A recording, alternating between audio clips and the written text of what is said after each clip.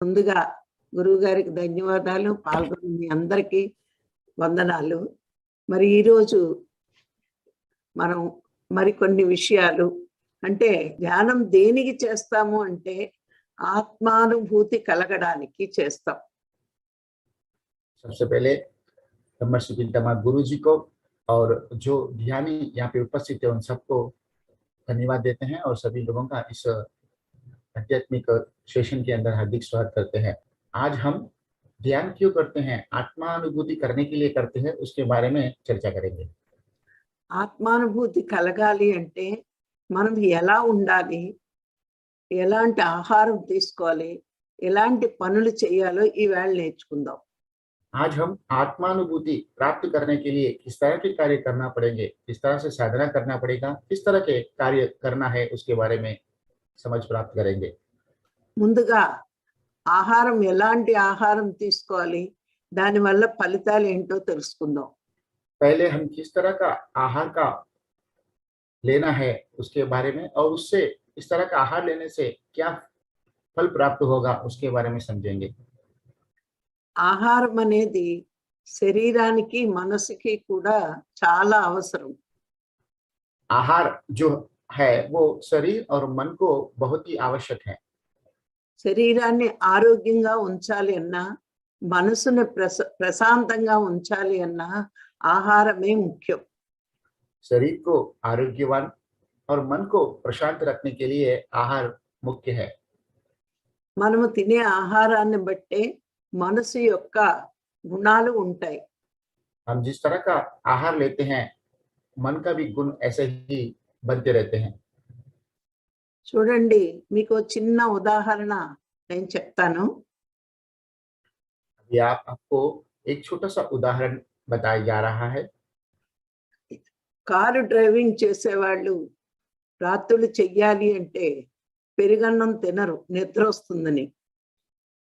रात के समय जो ड्राइविंग करते हैं वो रात को कर्ड राइस, दही वाला जो चावल है वो नहीं खाते हैं, क्योंकि वो खाने से उन्हें नींद आता है, ऐसा उनका सोचना है।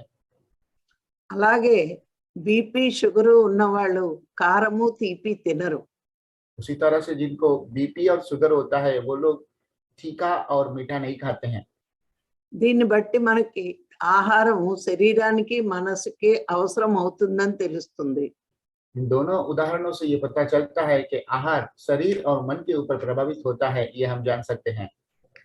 కొన్ని ఆహారాలు మనని తమో గుణంలో ఉంచుతాయి. कुछ तरह के आहार हमें तमोगुण के प्रति आकर्षित करते हैं కొన్ని ఆహారాలు రజోగుణంలో ఉంచుతాయి. और कुछ तरह के आहार हमें रजोगुण की तरफ आकर्षित करते हैं। అందుకనే సాధన చేసేవాళ్ళు సాత్వికమైన ఆహారమే భుజించాలి. इसीलिए साधना करने वाले साधक हमेशा सात्विक आहार को ही स्वीकार करना चाहिए। సాత్వికమైన ఆహారం తినడం వల్లే మన మనసు భగవంతుడి వైపు తిరుగుతుంది. सात्विक आहार लेने से ही हमारा मन भगवान के प्रति आकर्षित होता है। శుద్ధ సాత్వికమైన ఆహారం వల్ల మనము భగవంతుణ్ణి తెలుసుకోవాలి అని కోరుకుంటాం. शुद्ध सात्विक भोजन लेने से हम स्वयं भगवान हैं ऐसा हम प्रतीत कर सकते हैं। శుద్ధ సాత్వికమైన ఆహారం తీసుకోవడం వల్ల మనసు ఎప్పుడూ శాంతిగా ఉంటుంది. और शुद्ध सात्विक आहार लेने से मन हमेशा शांत रहता है। ఆ శాంతిగా ఉన్న మనసే సత్యాన్ని గ్రహిస్తుంది. और जो मन शांत रहता है वही मन सत्य की बातें ग्रहण करता है। మరి శాంతిగా ఉన్న వాళ్ళు ఏదైనా సాధించగలరు. तो जो शांति से रहते हैं वो कुछ भी प्राप्त कर सकते हैं। శాంతిగా ఉన్న వాళ్ళే తొందరగా సాధన చేసి దైవంగా మారగలరు. जो जिनका मन शांत है वही साधना करके अति शीघ्र दैवत्व को प्राप्त कर सकते हैं। అందుకే మన మనసు ఎప్పుడూ కూడా శుద్ధ సాత్వికంలో ఉంటే శాంతి వస్తుంది. इसीलिए हमारा मन जब भी हमेशा शुद्ध सात्विक गुण में रहेगा तो ही हमें साधना प्राप्त हो सकती है। కోపము బద్ధకం ఉన్న వాళ్ళు ఏది సాధించలేరు. जिनके पास क्रोध होता है, जिनके पास आलस होता है, वो कभी भी कुछ भी प्राप्त नहीं कर सकते हैं। మీకు రామాయణంలో రాముడు పాత్రను తీసుకుంటే आप रामायण के अंदर राम का पात्र को अगर देखेंगे तब వాళ్ళ నాన్నగారు తెల్లవారితే రాజ్యం కింద ప్రకటించి పట్టాభిషేకం చేస్తానని చెప్పారు. तो उनको दूसरे दिन सुबह ही उनको राजा घोषित करके उनका राज्याभिषेक करने वाले होते हैं, इस तरह का वो प्रकट करते हैं। అప్పుడు వాళ్ళ నాన్నగారు మాట విని చక్రవర్తి అవడానికి ఇష్టపడ్డాడు. तब उनके पिताजी की बातें सुनकर वो राजा बनने के लिए तैयार हो जाते हैं। కానీ తెల్లవారేక వాళ్ళ పిన్ని పిలిచి నువ్వు అడవికి వెళ్ళాలి అని చెప్పింది. लेकिन दूसरे ही दिन उनकी दूसरी माँ उनको बुला करके उनको वनवास करने के लिए कहते हैं। అప్పుడు కూడా కోపగించుకోకుండా శాంతంగా అడవికి వెళ్ళడానికి బయలుదేరాడు. तब भी वो थोड़ा भी क्रोधित हुए बिना वनवास करने के लिए निकल जाते हैं। నేను ఎందుకు వెళ్ళాలి, నాకు రాజ్యం చేసే అధికారం ఉందని ఎదురు చెప్పలేదు. मुझे क्यों जाना है, मुझे राज्य का पालन करने का अधिकार है, ऐसी बात उनके सामने बिल्कुल नहीं कहा। అంటే అంత శాంతంతో పెద్దల మాటను గౌరవించాడు. तो वो कितनी शांति से बड़ों की आज्ञा का पालन किया, यह बात यहाँ पे हमें सीखना चाहिए। అక్కడ రాముడు పెద్దల మాట వినడం ధర్మం అనుకున్నాడు. उस परिस्थिति में श्री राम भगवान ने बड़ों का आज्ञा का पालन करना ही धर्म समझा है। శాంతిగా ఉంటున్న మూలానే రాముడు ధర్మాన్ని నిలపగలిగాడు. शांति से रहने की वजह से ही वो धर्म को प्रस्थापित कर पाए हैं, అందుకే రాముడు దేవుడయ్యాడు. इसीलिए राम भगवान बन चुके हैं। అందుకే మనం కూడా దైవంగా మారాలి అంటే శుద్ధ సాత్వికంలోకి వచ్చి శాంతిగా ఉండడం అలవాటు చేసుకోవాలి. इसीलिए हमें भी भगवान बनना है तो शुद्ध सात्विकता में रह करके ही भगवत स्थिति को प्राप्त कर सकते हैं। సత్యం మనలోనే ఉంది, దాన్ని గుర్తించాలంటే మనం శాంతిగా ఉండాలి. सत्य हम में ही है, यदि उसको जानना है तो हमेशा हमें सात्विक गुण में रहना चाहिए, शांति से रहना चाहिए। మనము శాంతిగా ఉండాలి అంటే ఒకటి ఆహారం, రెండు సజ్జన సాంగత్యం. हमें पूरी तरह से शांति से रहना है तो तभी हमें एक आहार लेना है, सात्विक आहार लेना है, और दूसरा सज्जन संगति करते रहना है।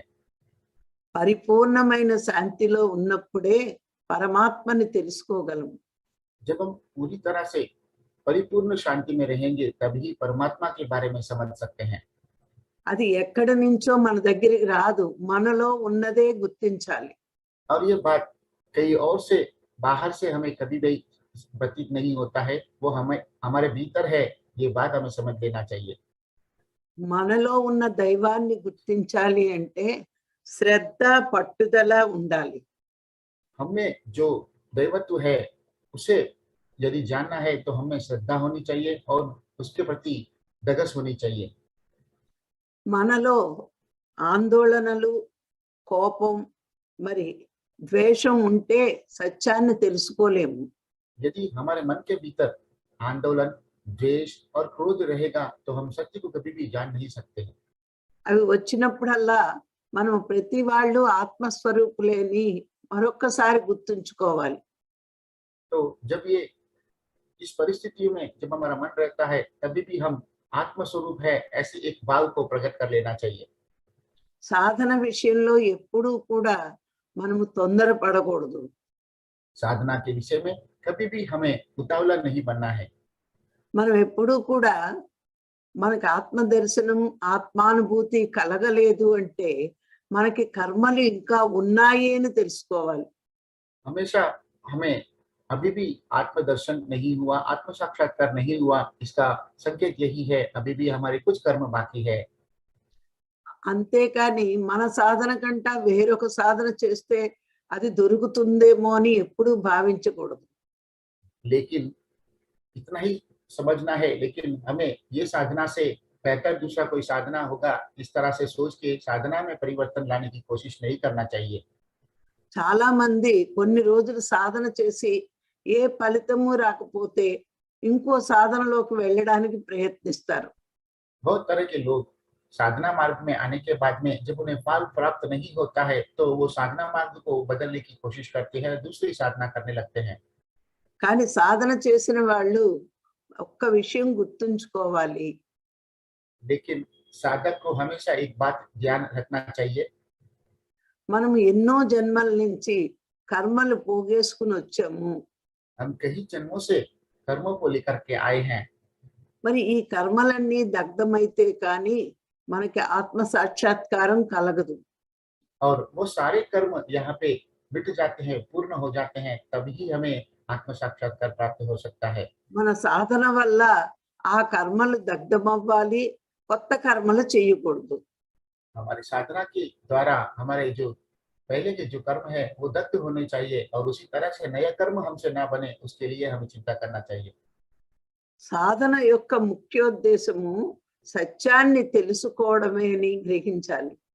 साधना करने का जो मुख्य उद्देश्य है वो ये है कि हमें सत्य को जानना है। సహజంగా ఉన్న సత్యాన్ని తెలుసుకోవాలి అంటే మన సాధనల లోపం లేదు, మన కర్మలే లోపం అని తెలుసుకోవాలి. सहज साधना के द्वारा सत्य को प्राप्त करना है तो हमारे साधना के अंदर कोई क्षति नहीं होती है, हमारे कर्मों के अंदर कुछ शेष रहने की वजह से ही हम उस स्थिति तक पहुंच नहीं पाते हैं। అందుకే కర్మలు పోవాలంటే సత్వగుణంలోకి రావాల్సిందే. इसीलिए यदि कर्म को पूरी तरह से दग्ध करना है, मिटाना है, तो हमें सत्वगुण में आना जरूरी है। సత్వగుణంలోకి వచ్చినప్పుడే మనము ఆ విచారణ మార్గంలోకి వస్తాం. जैसे ही हम सत्वगुण के अंदर प्रस्थापित होते हैं तभी ही हम विचार मार्ग में आते हैं। మనకి గురువు అనుగ్రహం కూడా ఉండాలి. और हमें गुरु जी का अनुग्रह भी होना अति आवश्यक है। గురువు మన గుణాలను మార్చడానికే వస్తాడు. और सद्गुरु हमेशा हमारे गुण को बदलने के लिए ही आते हैं। ఎందుకంటే తమో గుణంలో రజోగుణంలో గురువు చెప్పిన మాట వినము మనం. क्योंकि जो लोग तमोगुण और रजोगुण में रहते हैं वे लोग गुरु जी की बातों का पालन नहीं करते हैं। సాత్విక గుణంలోకి వచ్చాకే గురువు చెప్పింది పాటిస్తూ ఉంటాం. जो लोग सात्विक गुण में रहते हैं वही गुरु जी की आज्ञा का पालन करते हैं। గురు బోధ ఎప్పుడూ కూడా మనని సత్యాన్ని అన్వేషించమని చెప్తారు. गुरु का जो बोध जो पाठ होता है वो हमेशा सत्य की शोध करने के लिए ही प्रेरित करते हैं। అందుకే గురువు మాట వింటూ తమో గుణాన్ని రజోగుణాన్ని వదులుకుని సత్వగుణంలోకి రాగలుగుతాం. इसीलिए हमें सद्गुरुओं की बातें सुनने से ही हम तमोगुण और रजोगुण से बाहर जाकर के हम सत्य गुण के अंदर प्रवेश कर सकते हैं। గురువు వచ్చే వరకు మనకి ఎలాంటి ఆహారం తినాలో ఎలాంటి ఆహారం తినకూడదో మనకి తెలియదు. गुरु जी के आने से पहले हमें किस तरह का आहार स्वीकार करना है और किस तरह का आहार नहीं स्वीकार करना है उसके बारे में हमें ज्ञात नहीं होता है। గురువు ఆవశ్యకత మనకి ఎప్పుడు ఉంటుందంటే 3 గుణాలతో ఉన్న మనసుని సత్వగుణంలోకి తీసుకురావడమే. गुरु जी की आवश्यकता इन तीनों गुणों में से परे होकर के सत्य गुण में प्रवेश करने के लिए ही होता है। అందుకే గురువు సహాయం అవసరం. इसीलिए गुरु जी का मदद की आवश्यकता है।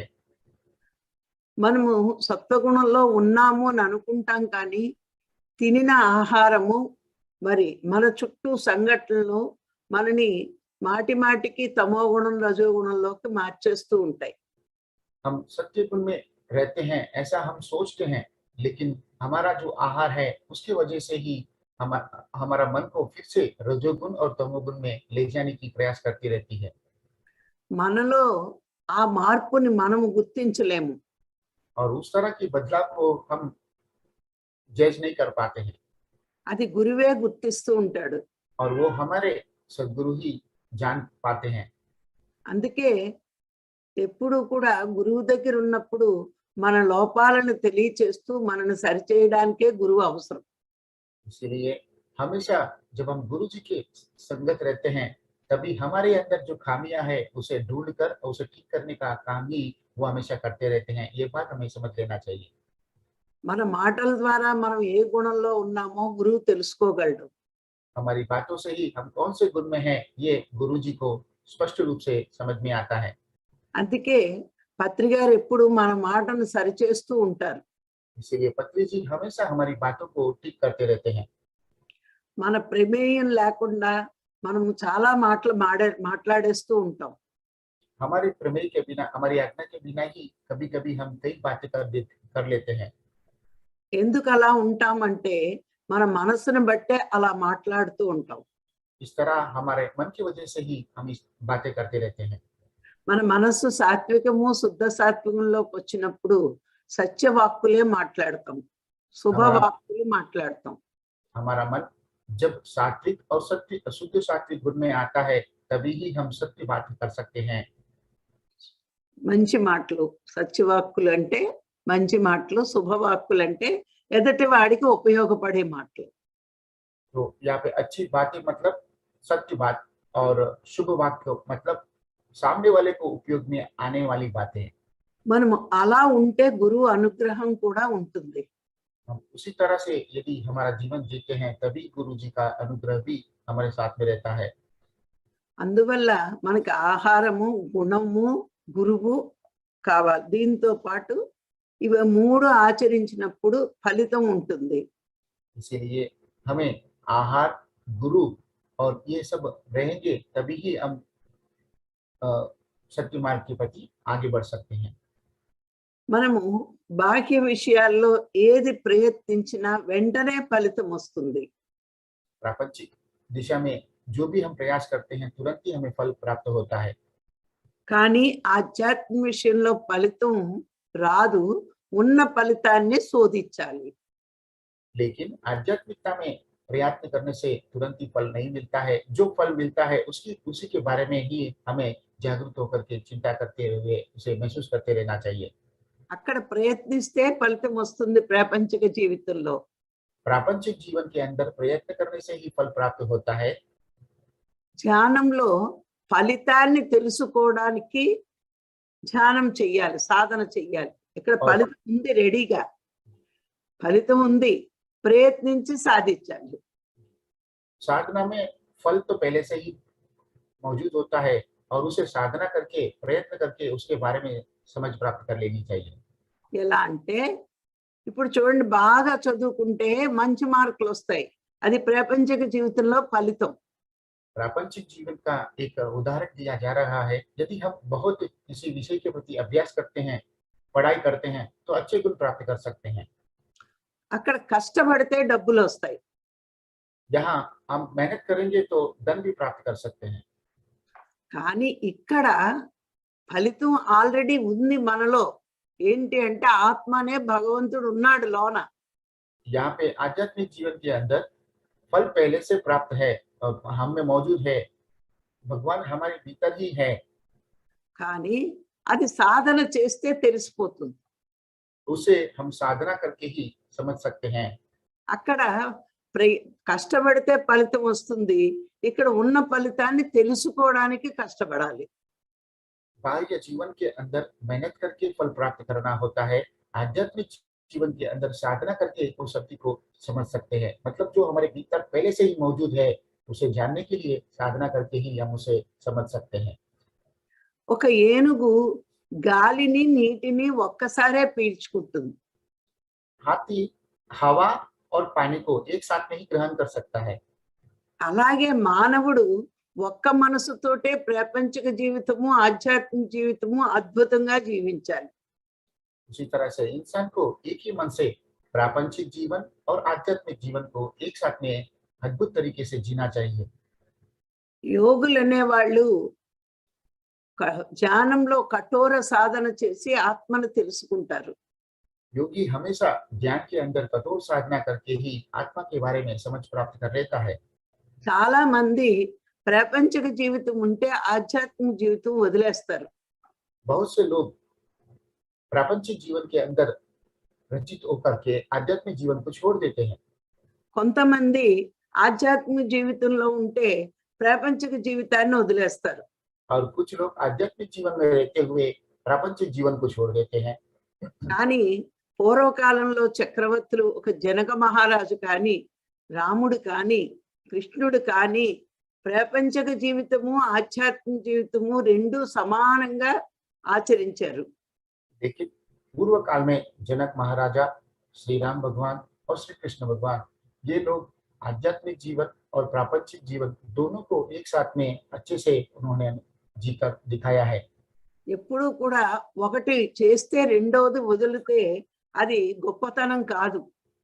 हमेशा यह बात ध्यान रख लेना चाहिए कि एक तरह का जीवन जीते हुए दूसरे तरह का जीवन को छोड़ना ये सही बात नहीं है।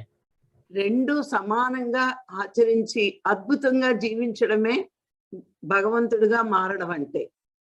दोनों के प्रति, दोनों जीवन के प्रति ठीक से रहकर ही रहने से ही भगवान को प्राप्त कर सकते हैं और यही भगवान का मार्ग है।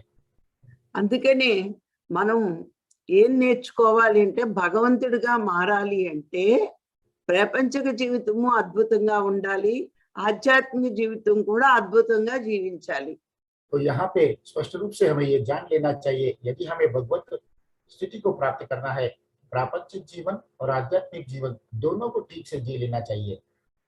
ప్రతి వాళ్ళు తెలుసుకోవలసిన విషయం ఏంటంటే सभी लोगों को ये बात समझना है, దేహం ప్రారబ్ధం వల్ల వచ్చింది, దాన్ని అనుభవిస్తూ शरीर जो है वो नसीब के द्वारा हमें प्राप्त होता है, उसका अनुभव करते हुए ఆధ్యాత్మిక జీవితం కోసం అంటే అద్భుతమైన జీవితం కోసం సాధన చెయ్యాలి. आध्यात्मिक जीवन के लिए साधना करना चाहिए। అలా జీవించినప్పుడు వీటిని అంటే ప్రారబ్ధం వల్ల వచ్చిన శరీరం అనుభవిస్తూ ఆధ్యాత్మిక జీవితం అద్భుతంగా జీవించినప్పుడు మనం ఆనందంగా ఉంటాం. तो प्रारब्ध से जो शरीर हमें प्राप्त होता है, उससे उसके साथ जब हम आध्यात्मिक जीवन को पूरी तरह से जी सकते हैं, तभी ही हम पूरी तरह से आनंदित होकर के जीवन को जी सकते हैं। అంటే చాలా మంది ధ్యానంలోకి రాగానే నాకు ఇంకా రోగాలు తగ్గలేదు, సమస్యలు తీరలేదు అనుకుంటారు. बहुत से लोग ध्यान में आते ही मेरे सारे रोग अभी दूर नहीं हुए हैं, मेरी समस्या अभी सब पूरे नहीं हुए हैं, ऐसे सोचते रहते हैं। ప్రారబ్ధ కర్మ ఉన్నంతసేపు అవి రెండు ఉంటూ ఉంటాయి. जब तक हमारे पास प्रारब्ध कर्म शेष रहता है, तब तक हमारे पास रोग और समस्या रहते हैं। అవి కూడా పోవాలి అంటే చాలా కఠోర సాధన అవసరం. वो भी पूरी तरह से हमें दग्ध करना है, दूर करना है, तो कठोर साधना की आवश्यकता है। అవి పోవాలి అని కోరుకుంటే మనలాంటి వాళ్ళు ఈ జన్మలో పోగొట్టుకుని వచ్చే జన్మలో అవి మళ్ళా అనుభవించాలి. यदि हमें उसे दूर करने के लिए संकल्प प्राप्त करते हैं, तो वो कुछ जाते भी है, लेकिन दूसरे जन्म में उसे फिर से हमें अनुभव करना होता है। అందుకే రమణ భగవాన్ కానీ రామకృష్ణ పరమహంస కానీ క్యాన్సర్ను అనుభవించారు. इसीलिए रमण महर्षि जी और रामकृष्ण परमहंस ने भी वो कैंसर को अनुभव किया, लेकिन उसे दूर करने का प्रयास नहीं किया। వాళ్ళు తగ్గాలని ప్రయత్నించలేదు, తగ్గాలని ప్రయత్నిస్తే తగ్గించుకోగలరు. वो लोग उनकी जो बीमारी है उसे ठीक कर सकते थे, लेकिन उनके प्रति कभी उन्होंने प्रयास नहीं किया, उसे भोगने का प्रयास किया। అందుకే మహాత్ములు ఏది వచ్చినా సాక్షిగా చూస్తారు కానీ తగ్గాలని ప్రయత్నించరు. ये बात से ये समझ में आ जाता है, महात्मा कभी भी कुछ भी आता है उसे स्वीकार करते हैं, लेकिन అందుకే उसके మనం प्रति కూడా कम करने का प्रयास नहीं करते हैं। इसीलिए మనం కూడా ప్రారబ్ధాన్ని అనుభవించేయాలి, సాధన గట్టిగా చెయ్యాలి. అప్పుడు ఏమవుతుందంటే అనుభవించే ఓర్పు వస్తుంది. इसीलिए हमें भी प्रारब्धता को, वास्तविकता को स्वीकार करते रहना चाहिए, साधना को कठोर तरीके से करना चाहिए, तभी ही हमें अनुभव प्राप्त होता है। అందుకే మనందరము గ్రహించవలసింది ఏమిటి అంటే మనం ప్రారబ్ధాన్ని అనుభవిస్తూ బాగా సాధన చేస్తే మనకు తెలియకుండానే ఆ సమస్యలు వెళ్ళిపోతాయి. इसीलिए ये बात हमें समझ लेना चाहिए कि जो हमारे वास्तविकता है उसे स्वीकार करते हुए साधना करेंगे, तो हमारी सारी समस्या और रोग दूर हो जाते हैं। మనకు సమస్యలు ఉన్నాయి అనుకుంటే ఆందోళన, రోగం ఉంది అంటే ఆందోళన, అవి ప్రారబ్ధం వల్ల వచ్చేయి పోతాయి అనుకుంటే ఆందోళన ఉండదు. हमारे पास समस्या है तो वो आंदोलन व्यक्त होता है, यदि हमारे पास रोग है ऐसा समझते हैं तो आंदोलन प्रतीत होता है। ये इसे दूर करने की चिंता करते हैं, तभी भी हमें आंदोलन ही प्राप्त होता है।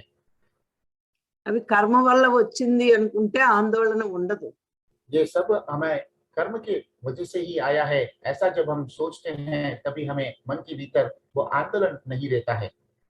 ఎప్పుడైతే ఆందోళన లేదో అప్పుడు శాంతిగా ఉంటాం. जब हमारे मन के भीतर वो आंदोलन नहीं होता है, तभी ही हम शांति से रह सकते हैं। మన జీవితంలో శాంతి ఎంత బాగా అలవాటు చేసుకుంటామో అంత బాగా ఆత్మకి దగ్గరవుతాం. हम जीवन के अंदर मन को जितनी शांति प्राप्त करते हैं, उतना ही हमारे जीवन के अंदर हम आगे बढ़ सकते हैं। అందుకే మహాత్ములు చెప్తారు శాంతితోనే ఆత్మానుభూతిని పొందగలవు అని. इसीलिए महान महात्मा हमेशा बताते हैं कि शांति मार्ग से ही हमें आत्मज्ञान को प्राप्त कर सकते हैं। అందుకే ఈ శాంతిగా ఉండాలి అంటే ఒకటి ఆహారము, इसीलिए शांति से रहने के लिए एक आहार की आवश्यकता है, రెండోది గుణాలు, दूसरा अच्छे गुण की आवश्यकता है, మరి సాధన, కఠోర సాధన, तीसरा कठोर साधना की आवश्यकता है, గురువు అనుగ్రహము, और चौथा गुरु जी का अनुग्रह होना भी जरूरी है। ప్రారబ్ధ కర్మల్ని అనుభవించడం. पांचवा प्रारब्ध कर्म को अनुभव करना। ఈ ఐదిటి వల్ల మనం శాంతితో ఉండి ఆత్మానుభూతిని పొందుతాం. इन 5 बातों से ही हम शांति से रह करके हम भगवत स्थिति को प्राप्त कर सकते हैं। అందుకే మనం ఇవన్నీ రోజు రోజు కొంచెం కొంచెంగా తెలుసుకుంటూ ఉంటే ఎలా జీవించాలో మనకు తెలుస్తుంది. इसीलिए इन सारी बातों के प्रति रोज रोज थोड़ा सा ज्ञान प्राप्त करेंगे तो किस तरह का जीवन जीना है उसके प्रति हमें समझ प्राप्त होती है। అందరి జీవితాల్లోని కష్టాలు, రోగాలు ఉంటాయి తప్పవు. सभी लोगों के जीवन के अंदर कष्ट और रोग रहते ही है, ये इससे हम नहीं बच सकते हैं। జ్ఞాని అన్నవాడు వాటిని సాక్షిగా చూస్తాడు, అజ్ఞాని దానికి బాధపడతాడు. ज्ञानी पुरुष उसे साक्षी भाव से देखते रहते हैं और अज्ञानी उन चीजों के प्रति चिंता व्यक्त करते रहते हैं। మనం జ్ఞానిగా ఉన్నాం కాబట్టి వాటిని సాక్షిగా చూస్తూ సాధన ఎక్కువ చేయవలసిందే. हम साधक हैं, ज्ञानी हैं, इसीलिए उन सभी परिस्थितियों को साक्षी भाव से देखते हुए कठोर साधना करने की प्रयास करना चाहिए। ఇలా జీవిస్తే మనకి బాధలున్నా ఆనందంగానే ఉంటాము, కష్టాలున్నా ఆనందంగానే ఉంటాం. इस तरह का जीवन ही जीते हैं तब हमें, जब हम कोई भी तकलीफ में होते हैं तभी भी आनंदित होकर के जी सकते हैं, और रोग होने के बाद में भी हम आनंदित होकर के जी सकते हैं। ఎంత ఓర్చుకుంటామో అంత నేర్చుకుని మనము ఆత్మకి దగ్గరవుతాం. जितना हम सहन करेंगे उतना ही ज्ञान प्राप्त करके आत्मा के करीब पहुंच सकते हैं। మనము ఎంత సహనంతో ఉంటామో అంత మనకి జ్ఞానం ప్రాప్తిస్తూ ఉంటుంది. जितना हम सहनता के साथ में जीवन जीते हैं उतना ही आत्मज्ञान के प्रति हम समीप होने लगते हैं। అందుకే జీవితంలో ఆనందంగా ఉండాలంటే అన్నిటినీ ఓర్చుకోవడం, సహించడం నేర్చుకోవాలి. इसीलिए जीवन के अंदर यदि आनंदित होकर के जीना है तो जो भी है उसे साक्षी भाव से देखते हुए जो भी सहन करते रहना चाहिए। ఇవి మనకి ఒక్కొక్కసారి పరీక్షలు వస్తాయి, ప్రకృతి పరీక్షిస్తూ ఉంటుంది మనకి. कभी कभी प्रकृति हमारी परीक्षा लेती रहती है, ఎందుకంటే మనకు మనం చాలా బాగున్నాం అనుకుంటాం. क्योंकि कभी कभी हम ये सोचते हैं कि मैं बहुत ही ठीक से हूँ, अच्छे से जीवन जी रहा हूँ।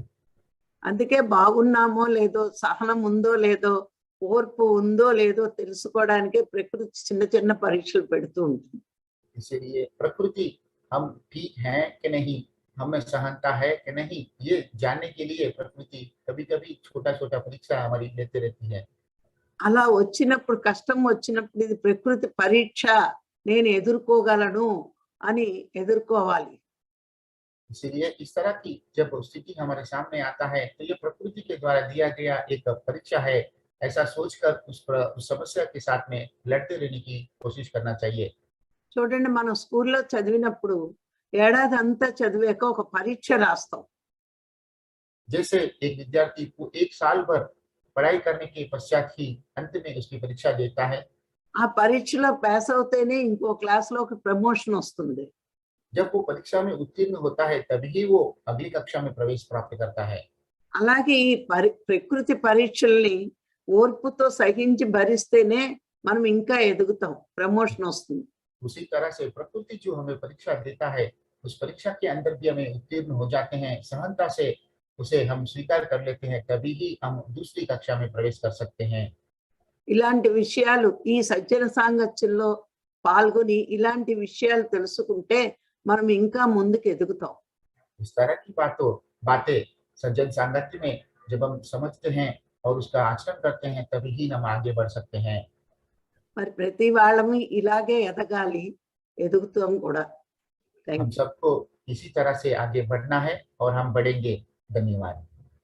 మరి ఈ రోజు ఈ అవకాశాన్ని ఇచ్చిన అందరికీ నా ధన్యవాదాలు. Thank you, thank you, thank you. तो इस तरह से जो मौका हमें यहाँ पे मिला है, इसलिए आप सबको यहाँ पे धन्यवाद दे रहे हैं। Thank you, thank you, thank you. तो अभी इस तरह से आज का यह सेशन समाप्त हो रहा है। तो आज के सेशन के प्रति किसी को भी कोई संदेह है अथवा कोई अभिप्राय है तो जरूर बताएं। हम सब आपका अनुभव और संदेश सुनने के लिए तत्पर है। रोज गीता जी ही सबसे पहले हैंड रेस करते हैं। గీతాజీకే బాగా అర్థమవుతున్నట్టుంది. तो गीता जी को ही सब बातें अच्छे से समझ में आता है, ऐसा गुरु जी को प्रतीत हो रहा है। राजलक्ष्मी मैडम नमस्कार। నమస్తే, जी, నమస్తే, నమస్తే. नमस्कार। नमस्ते मैम। आज आहार कैसा हमारे जीवन में लाना चाहिए, वो भी बात बहुत ही अच्छा लगा। ఈ రోజు ఆహారం గురించి చెప్పారు। ఈ రోజు ఈ సెషన్ కూడా చాలా బాగా అద్భుతంగా అర్థమయ్యాయి।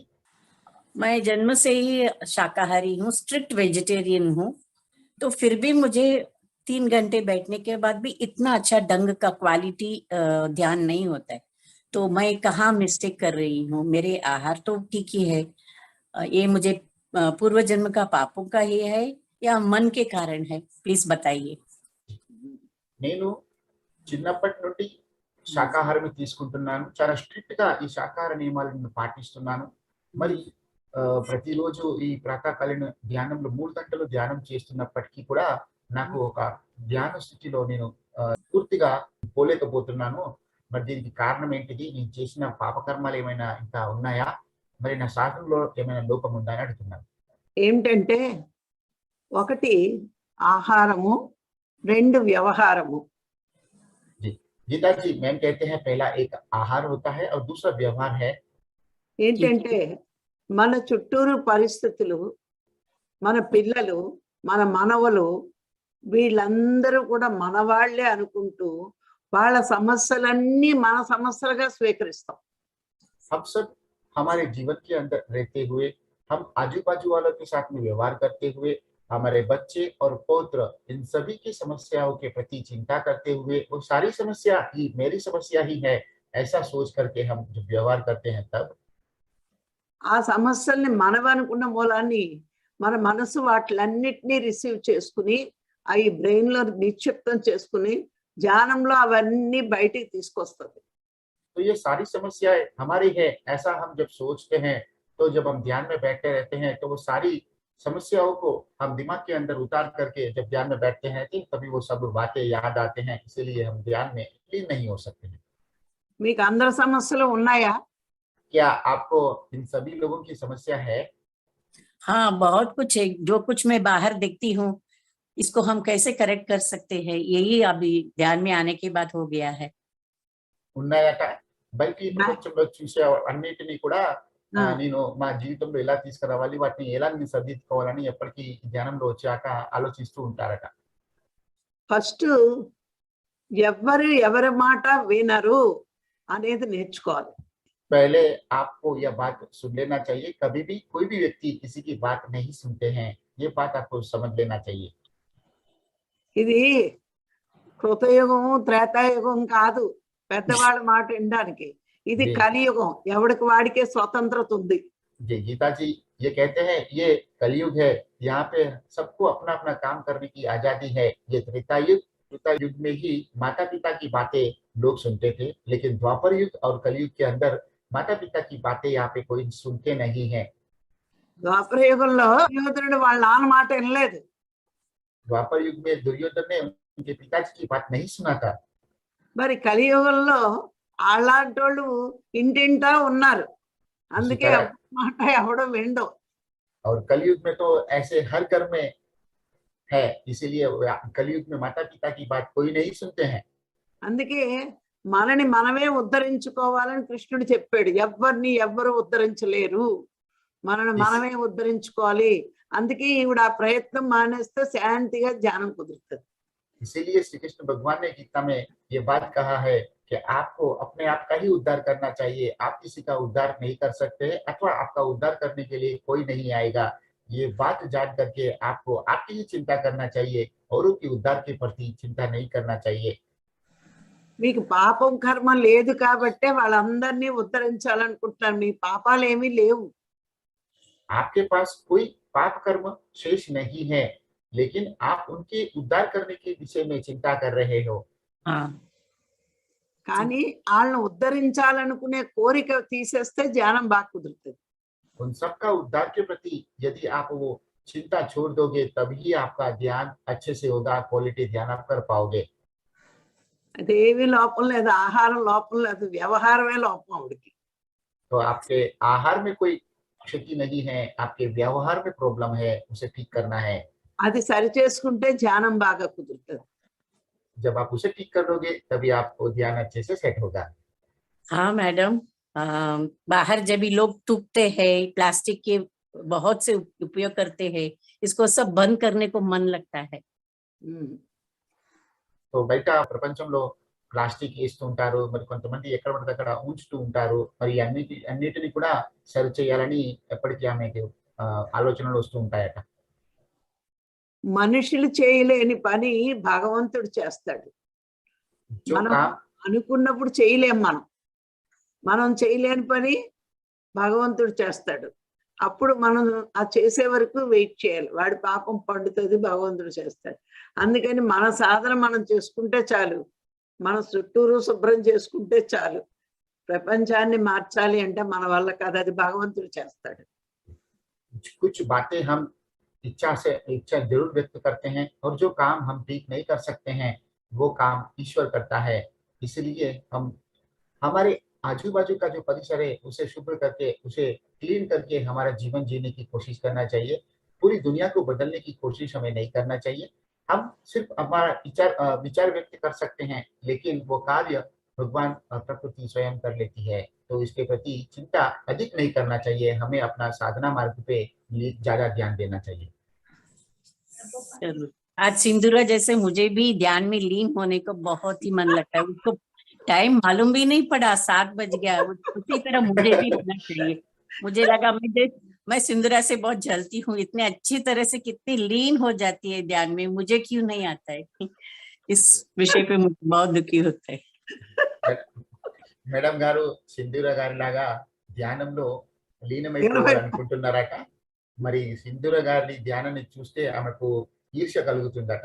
ఆవిడ అలాగా పక్క సమస్యలు లేవు చిరంజీవి, सिंधुरा जी को అన్ని సమస్యలే. सिंधुरा जी के जीवन के अंदर उनके आजू बाजू वाले का किसी की समस्या नहीं है, आपके पास सबकी समस्या है, उसे दूर कर लीजिए, आप सिंधुरा बन जाओगे। हाँ, मैं समाज सुधार के लिए बहुत सोचती हूँ, कुछ नहीं होता है मेरे से। ये इसीलिए श्री कृष्ण भगवान ने आपके लिए वो श्लोक दिया है, आप अपने आप का ही उद्धार कर सकते हो, किसी का नहीं कर सकते हो। तो समाज सुधारने के प्रति ज्यादा चिंता मत कीजिए, आपकी साधना के प्रति चिंता कीजिए। Thank you, thank you, thank you, thank you very much. Thank you, आज का सेशन बहुत ही अच्छा था। Thank you, thank you ma'am. Poonam ji अपने आप आपका वीडियो ऑन करेंगे और अपने आप को अनम्यूट कीजिए। नमस्ते पूनम जी। नमस्ते सर, आत्मवंदन। आत्मवंदन। मैम। मैम, जैसे आज आपने सात्विक आहार के बारे में बताया है, तो सात्विक आहार तो मतलब वेजिटेरियन तो है, बट जैसे गार्लिक भी मैंने बंद किया है। जब से पितामह ने कहा है कि गार्लिक नहीं लेना चाहिए, तो मैंने गार्लिक भी बंद किया है। बट फिर भी ध्यान तो अच्छे से हो रहा है, बट कभी कभी क्या हो रहा है, गुस्सा आ रहा है, चिड़चिड़ापन हो रहा है। ये सब हाँ, ये भी समझती हूँ कि मैं ही भगवान हूँ, सब में भगवान है, किसी पे गुस्सा नहीं करना चाहिए। बट फिर भी ये कभी कभी हो रहा है मेरे साथ। तो मैंने और आहार में मेरे को शुद्धि करना चाहिए या और ध्यान बढ़ाना चाहिए, क्या करना चाहिए? నేను శుద్ధ సాత్వికమైన ఆహారం తీసుకుంటున్నాను. మరి గురువు గారు చెప్పినప్పటి నుండి నేను గార్లిక్ కూడా పూర్తిగా మానేశాను. అయినప్పటికీ కూడా నాకు అప్పుడప్పుడు కోపం వస్తుంది, మనసులో ఆందోళన కలుగుతుంది. మరి అది కూడా మొత్తం పూర్తిగా పోవాలంటే నేనేం చేయాలి? మరి ఇంకా ఇంకేమైనా శుద్ధ సాత్విక ఆహారమైన ఏదైనా ఉందా? మరి నా సాధనలో ఏదైనా లోపం ఉందా అని అడుగుతున్నారు. ఆవిడ ఎన్నాళ్ళ నుంచి ధ్యానం చేస్తున్నారు? पूनम जी, आप कितने दिनों से ध्यान कर रहे हो? अभी एक 10 महीने से मैं कंटिन्यूअसली ध्यान कर रही हूँ सर। पहले से ध्यान करती थी, लेकिन अभी कंटिन्यूअसली 10 महीने से ध्यान कर रही हूँ और अभी ये 5-6 महीने से तो मैं 2 घंटे 3 घंटे कंटिन्यूअसली कर रही हूँ। అంటే 10 నెలల నుండి ధ్యానం చేస్తున్నారట. అంతకుముందు కూడా ధ్యానం చేసేదట. మరి అందులో కూడా చివరి 5 నెలలు ఖచ్చితంగా 2-3 గంటలు ధ్యానం చేస్తున్నారట. ప్రాపంచిక జీవితంలో పని చేసిన వెంటనే ఫలితం వస్తుంది, కానీ ఆధ్యాత్మిక జీవితంలో కొంచెం వెయిట్ చేయాలి. ఎన్నాళ్ళ నుంచి ఆవిడకున్న అలవాట్లు అవన్నీ మార్పు చెందాలి. ఆవిడ 10 నెలలే కదా అయింది, కొంత పడుతుంది టైం మార్పు రావడానికి. అలా మారలేదని మళ్ళా పాత అలవాట్లు చేసుకోకూడదు. మెల్లిమెల్లిగా మెల్లిమెల్లిగా ఆ ఆహారం ఆ నియమం పాటిస్తూ ఉంటే మెల్లిగా అలవాటు తప్పుతూ ఉంటుంది ఆవిడకి. ఇంకా టైం పడుతుంది. ఇంకా మొన్నే కదా ధ్యానంలోకి వచ్చారు. చిరంజీవి సార్ ఒక్కసారి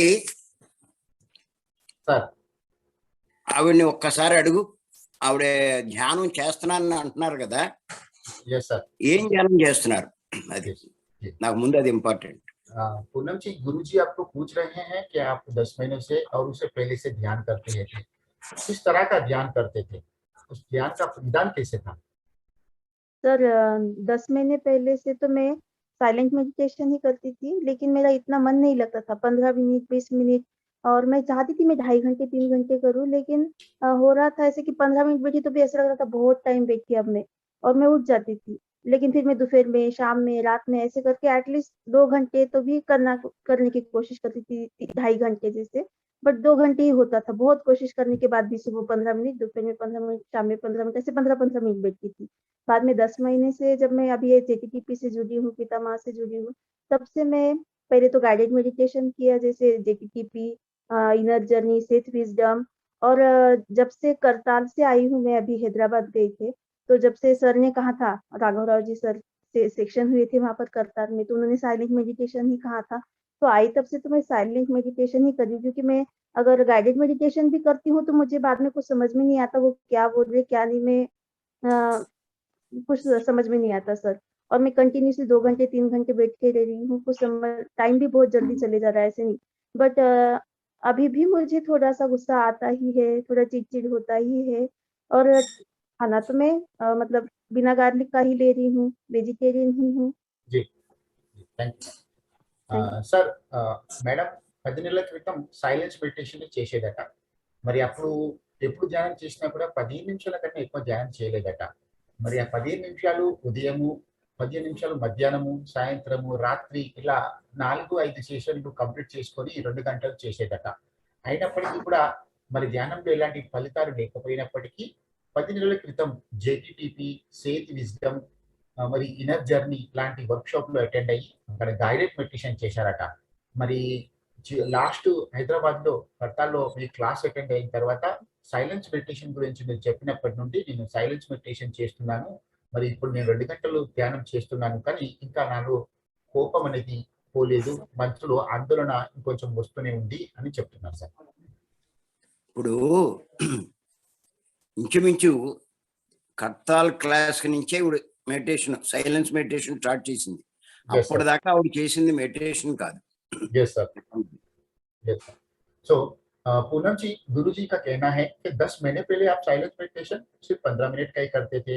करताल से आने के बाद में फिर से आपने साइलेंस मेडिटेशन को स्टार्ट किया, तो उससे ये प्रतीत होता है कि आपका जो ध्यान का समय है वो तकरीबन 1 महीने से ही हो रहा है. तो अभी आप उसी ध्यान में लीन होते रहेंगे तो जल्दी आपको परिणाम प्राप्त होगा. అవునండి, అప్పుడే కాదు, ఆవిడ అసలు ధ్యానం చేసినట్టు కాదు. ఈ విషయం చెప్పండి నాకు. तो ये करताल से पहले जो भी आपने गाइडेड मेडिटेशन, इनर जर्नी, जेटीटीपी और इत्यादि वर्कशॉप में जो भी आपने ध्यान किया, और उससे पहले का जो 15 मिनट का जो ध्यान था वो ध्यान है ही नहीं, ऐसा आपको सोचना चाहिए, क्योंकि 15 मिनट में ध्यान नहीं होता है और गाइडेड मेडिटेशन में भी सही से ध्यान नहीं हो पाता है। ఇంకొకటి ఏంటంటే ఆవిడ ఇంకా మాంసం తింటున్నారా? आप अभी भी कुछ मांसाहार का सेवन कर रहे हो? नहीं सर, नहीं। किनट ले रहा है सर। ఆవిడ ఇంట్లో తింటున్నారా? आपके घर में कोई मांसाहार का सेवन करते हैं? जी नहीं सर, बिल्कुल भी नहीं। मैं बनाती भी नहीं हूँ और घर में भी कोई करता नहीं। मेरे मम्मी पापा, सास ससुर, हस्बैंड, बच्चे सब वेजिटेरियन है सर। సార్ ఇంట్లో ఎవరు తినరట, ఆమె తయారు కూడా చేయదట. పిల్లలు వాళ్ళ పిల్లలు పిల్లలు పిల్లలు, అత్త, మామ వీరెవరు కూడా మాంసాహారాన్ని సేవించరట. మీరు అడగాలి అక్కడ. ఆ ప్రశ్న అడగడంలో చాలా ఉంది అక్కడ. आपके बच्चे मांसाहार का सेवन करते हैं ना? जी नहीं सर, नहीं। బయట वेजिटेरियन। ఏమైనా తింటున్నారా? आपको पता नहीं हो और बाहर से वो लोग खा के आते होंगे, नहीं ऐसा नहीं, कुछ? छोटी बच्ची है सर मेरी, 7 साल की अभी। जी. हम्म। ఆమెకు 7 సంవత్సరాల అమ్మాయి ఉందట. ఆమె బయటకు వెళ్ళి తినే అవకాశం లేదా అంటున్నారు. రిలేటివ్స్ వస్తే ఏమైనా వండుతారా? जो आपके पास कोई रिलेटिव आते हैं तो उनके लिए कुछ खाना बनाते हो, ऐसा कुछ होता है? हाँ, रिलेटिव्स मैक्सिमम हमारे रिलेटिव्स सर नॉन वेजिटेरियन ही रहते हैं और वो आते हैं तो उनके लिए तो वेजिटेरियन ही खाना बनता है। नॉन वेज घर पे बनता ही नहीं है सर। వస్తున్నారట, వాళ్ళు నాన్ వెజిటేరియన్స్ వస్తారట, కానీ వాళ్ళు వచ్చేప్పటికి కూడా ఇంట్లో వాళ్ళు వెజిటేరియన్ మాత్రమే వాళ్ళకు పెడతారట. ఆవిడ గార్లిక్ ఏమైనా వాడుతున్నారా? आप गार्लिक का उपयोग करते हो, सेवन करते हो? सर मैंने इनर जर्नी किया तब से तो गार्लिक बंद ही किया है। घर पर भी मैं विदाउट गार्लिक ही बनाती हूँ खाना। जी, इनर जर्नी आपने कब किया था? अभी 2-4 महीने पहले सर, 4 సార్ 4 నెలల క్రితం ఇనర్ జర్నీ చేసినప్పటి నుండి ఆమె గార్లిక్ మానేశారట. గార్లిక్ ఏం తీసుకోవట్లా. 4 నెలల నుండి తీసుకోవట్లేదు. ఇప్పుడు రిలేటివ్స్ ఇంటికి వెళ్ళి బయటికి ఫంక్షన్స్కి వెళ్ళినప్పుడు భోజనాలు చేస్తారా? आप उसी तरह से जैसे आपके मेहमान घर पे आते हैं वैसे ही आप कोई से मेहमान के यहाँ पे जाते हो तो क्या वहाँ पे भोजन देते हो? कभी कभी मैक्सिमम सर मैं तो अवॉइड करती हूँ कि गार्लिक जिसमें हो मैं नहीं खाऊं। बट कभी कभी ऐसे हो जाता है कि मुझे नहीं पता होता है कि उसमें गार्लिक है। मैं तो टेस्ट करती हूँ, बाहर की भी चीजें कुछ लेती हूँ तो उस पर इंग्रेडिएंट्स पढ़ती हूँ, अगर उसमें गार्लिक हो तो मैं नहीं लेती हूँ, बाहर भी पूछती हूँ। बट समटाइम्स कभी कभी हो जाता है। కానీ బయటికి వెళ్ళినప్పుడు వాళ్ళ ఇంట్లో గార్లిక్ ఉన్నప్పుడు నేను తెలుసుకొని వాటిని సేవించట్లేను. కానీ కొన్ని సంజోగాలలో వాటిలో వేసినటువంటి పదార్థాలు తిన్న తర్వాత అర్థమైనప్పుడు అలా తెలియకుండా ఏమైనా వస్తూ ఉండొచ్చు. బయట కూడా వెళ్ళినప్పుడు కూడా నేను గార్లిక్ ను అవాయిడ్ చేసే ప్రయత్నం చేస్తున్నాను. కానీ తెలియకుండా కొన్ని వస్తువులు వస్తూ ఉంటాయి కదా సామాన్యంగా, అవి మాత్రం తినేస్తున్నాను అని చెప్తున్నాను. ఇప్పుడు బయటికి వెళ్ళినప్పుడు ఆహార విషయంలో ఇప్పుడు తింటున్నారు అంటే ఎక్కడో తప్పు జరుగుతుంది. गुरुजी ये कहते हैं कि जब हम बाहर जाते हैं तो खाना खा रहे हैं, मतलब बाहर खाना खाते हैं तो कभी ना कभी कहीं ना कहीं कुछ ना कुछ मिस्टेक्स तो होते ही हैं, ऐसा आपको समझना चाहिए सर. ఇంకోటి ఏంటంటే ఒక్కసారి తప్పు జరిగినా మనము 6 మాసాల నుంచి కానీ 6 సంవత్సరాల నుంచి కానీ చేసిన ధ్యానం అంతా జీరో అయిపోతుంది. पूनम जी एक इम्पोर्टेंट बात गुरुजी ने बताया है कि एक बार भी किया हुआ जो शुद्ध सात्विक आहार, मतलब ये जो गार्लिक वाला खाना है, लहसुन वाला खाना है, वो एक बार का भी ఆర్టికల్ కాదు. ఇంకొకటి మాంసాహారం వండే వాళ్ళ ఇంట్లో తిన్నా కూడా जिसके घर में मांसाहार बनता है उस पात्र में खाना बनाने से और उनके घर के अंदर आप खाना खाने से भी, सिर्फ लहसुन ही नहीं, होटल में भी जो खाते हैं, जो वेज और नॉन वेज भी होता है ना, उस तरह के होटल में भी खाने से एक बार का भी खाना भी खाते हैं तो एक लहसुन का एक छोटा सा जो वो होता है वो हमारे 6 महीने का अथवा 6 साल का भी ध्यान को भंग कर सकता है. तो इसके बारे में चिंता करना चाहिए. Yes sir. చెప్పమనండి ఆవిడ అభిప్రాయం. यस मैम, अभी आपको और कोई संदेह है इसके बारे में, आपको कुछ बताना है और कुछ पूछना है? जी नहीं sir, thank you very much.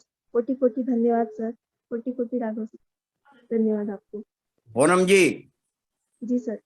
Poonam ji, जी sir. Your you are doing mistakes Okay, sir. when you go outside. Mm-hmm. That is the reason Okay, you are not getting results. okay, sir. నువ్వు Okay, తప్పులు sir, చేస్తున్నారు బయటికి వెళ్ళినప్పుడు, అందుకే మీకు ఏ ఫలితం కనిపించట్లా. पूनम जी, आप जब बाहर जाकर के भोजन लेते हो तो उस वक्त जो आपसे जो भूल हो रहे हैं, उन भूलों की वजह से भी आपका ध्यान में बाधा उत्पन्न हो रही है, ठीक से ध्यान में नहीं जा पा रहे हो, तो उसके प्रति थोड़ा चिंता करेंगे तो सब कुछ ठीक हो जाएगा। जी sir, thank you very much sir, thank you very ముందు मच। తప్పులు సరి చేసుకోమనండి. ఆహార నియమాలు చాలా స్ట్రిక్ట్ గా ఉండాలి. पूनम जी, साधना में जितना आगे बढ़ेंगे उतना आहार नियम को भी कठोरता से पालन करना चाहिए। जी जरूर सर, उसे अब ठीक करना है आपको। जी सर, जी सर। లేకపోతే రిజల్ట్ రాదు. तो अन्यथा आपको उसका परिणाम नहीं प्राप्त हो सकता है। ओके सर, मैं जरूर ध्यान रखूंगी sir, thank you very much. ఇప్పుడు డిఫెక్ట్ ఎక్కడుందో వాడికి అర్థమైంది కదా. जी, तो अभी आपको समझ में आ गया ना जो जी सर। तकलीफ कहाँ पे आया है। ధ్యానం చేస్తున్నా కూడా వాడికి ఏ రిజల్ట్ లేదు. ఎందుకు లేదు అంటే ఎక్కడో పొరపాటు జరుగుతుంది. तो ध्यान करने के पश्चात भी यदि हमें फल प्राप्त नहीं होता है तो हमें हमारी जो खामियां है, त्रुटियां है, उसे ढूंढ लेना चाहिए, उसकी वजह से ही हो रहा है। ये बात को हमको समझना चाहिए। Okay sir, thank you sir, thank you తర్వాత స్ట్రిక్ట్ గా ఆహార నియమాలు పాటించాలి. రెగ్యులర్ గా ధ్యానం చేయాలి. और आहार नियम का पालन करते हुए जो साइलेंस मेडिटेशन प्रातःकालीन में हो रहा है उसके प्रति ही चिंता कीजिए। 15-15 मिनट नहीं करके ज्यादा समय तक बैठने का प्रयास करेंगे तो एक ना एक दिन वो सेट हो जाएगा। ठीक है। ఇంకొకటి ఏంటంటే ఆరోగ్యపరమైనటువంటి ప్రాబ్లమ్స్ ఏమున్నా సింగిల్ సిట్టింగ్ లో 3 to 4 hours 2 times చేయాలి. यदि आपको शारीरिक समस्या कोई भी तकलीफ है, यदि उसको भी अगर दूर करना है तो आपको इस तरह का साइलेंस मेडिटेशन को कम से कम 3 से 4 घंटा सिंगल सिटिंग में दिन में 2 बार करना चाहिए। यदि आपको शारीरिक समस्या है कुछ भी, उनके लिए ये संदेश है। सर ఏమంటుంది ఆవిడ? Yes ma'am. Poonam yes Poonam ji. जी ठीक सर, है। जी sir, thank you very much समझा? सर। अभी तो मैं 3 घंटे बैठ रही हूँ सर रोज मॉर्निंग में। 2 शाम times में 2 times हाँ, okay 2 sir, I will times try in my a day. जी sir. 3 hours to 4 hours in a single sitting. If you have problems, okay sir, health problems, okay sir, okay sir, that is important. Okay thank you sir, thank you Understand? Very much. Yes sir, Thank you. Thank you sir, thank you very much. तो इस तरह से आज का यह Hindi session को यहाँ पे समाप्त की घोषणा करते हैं। मिलते हैं कल सुबह के ब्रह्म मुहूर्त के साइलेंस मेडिटेशन में। आशा करते हैं हम रोज ऐसे ही यहाँ पे उपस्थित होकर के औरों को भी इस संदेश को पहुंचा करके औरों के जीवन के अंदर भी आत्मज्ञान फैलाने का प्रयत्न करते रहेंगे। आप सबको यहाँ पे उपस्थित होकर के इस सेशन को सफल करने के लिए धन्यवाद। Thank you, thank you, thank you.